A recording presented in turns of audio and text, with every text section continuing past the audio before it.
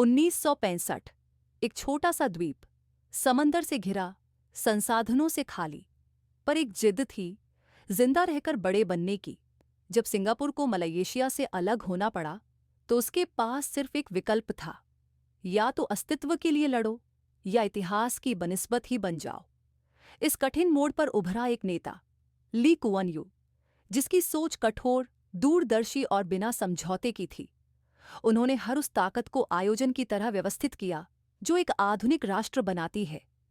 भ्रष्टाचार को जड़ से काटना, सरकारी मशीनरी को दक्ष बनाना, नियमों और कानूनों को इतना मजबूत करना कि विदेशी निवेशक कहें, यहां मेरा पैसा सुरक्षित है। ली की नेतृत्व शैली ने सिंगापुर को सिर्फ राजनीतिक अस्तित्व से निकालकर आर्थिक विश्व खिलाड़ी बनने का मार्ग दिया। और यह बदलाव किसी जादू जैसा नहीं था, बल्कि स्पष्ट, निर्धारित और कड़े कदमों का परिणाम था। लोकेशन फायदा को उन्होंने अवसर में बदला। सिंगापुर ने अपनी भूस्थिति को सिर्फ नक्शे पर एक स्थान नहीं माना, बल्कि वैश्विक माल आवागमन का केंद्रीकृत हब बना लिया। छोटे छोटे डॉक, उन्नत टर्मिनल और दुनिया भर से गुजरने वाली शिपिंग लाइनों का नेटवर्क, सबने मिलकर सिंगापुर को ट्रांसशिपमेंट और लॉजिस्टिक्स का दिल बना दिया। बंदरगाह की कुशलता ने शहर राज्य को व्यापारियों और शिपिंग कंपनियों के लिए अनिवार्य पड़ाव बना दिया। हर कंटेनर, हर जहाज का रुकना यहां अर्थव्यवस्था में धन के बहाव को तेज कर देता रहा। इस लॉजिस्टिक शक्ति ने औद्योगिक, सर्विस और फाइनेंस सेक्टर्स को पोषित किया और धीरे धीरे यही बंदरगाह सिंगापुर की अमीरी का एक बड़ा स्तंभ बन गया। पर असली रणनीति यह थी कि सिंगापुर ने विकास का आधार लोग बनाया।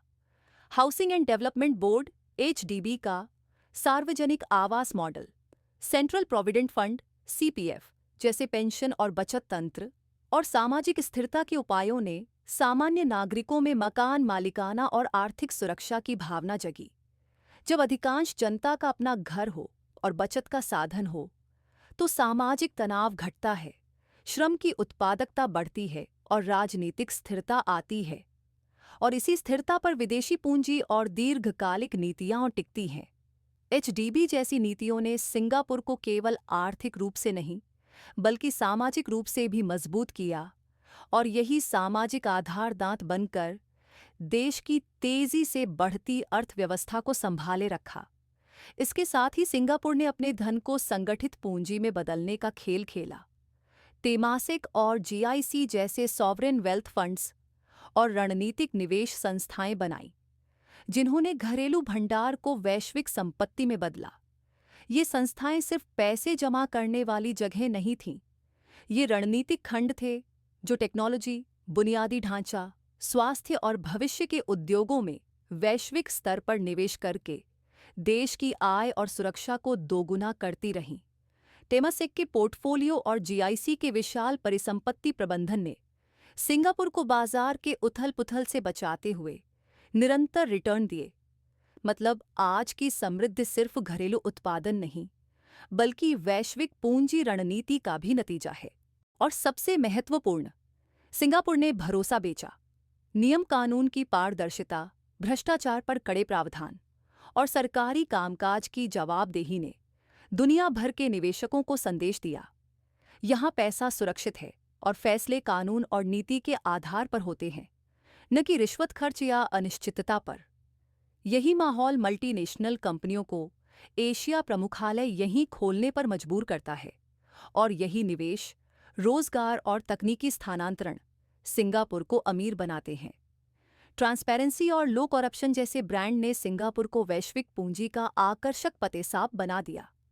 इन्हीं नीतियों का सम्मिलित असर शिक्षा और कौशल में निवेश, प्रो बिजनेस टैक्स नीतियां, कानून व्यवस्था, आवास नीति, बंदरगाह लॉजिस्टिक्स और सॉवरेन वेल्थ फंड्स एक ऐसा इंजन बन गया जिसने सिंगापुर को थर्ड वर्ल्ड से फर्स्ट वर्ल्ड तक पहुंचा दिया।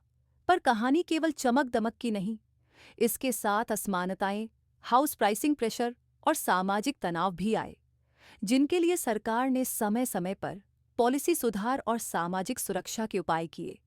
इसका सबक स्पष्ट है, कोई भी चमत्कार केवल भाग्य नहीं, वह कठोर नीति अनुशासन, दीर्घकालिक सोच और जन वितरण की योजनाओं का परिणाम होता है।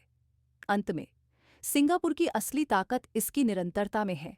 ये देश एक बार अमीर नहीं बना, बल्कि लगातार नीतियों, निवेशों और सुधारों के जरिए खुद को भविष्य के अनुकूल बना रहा है।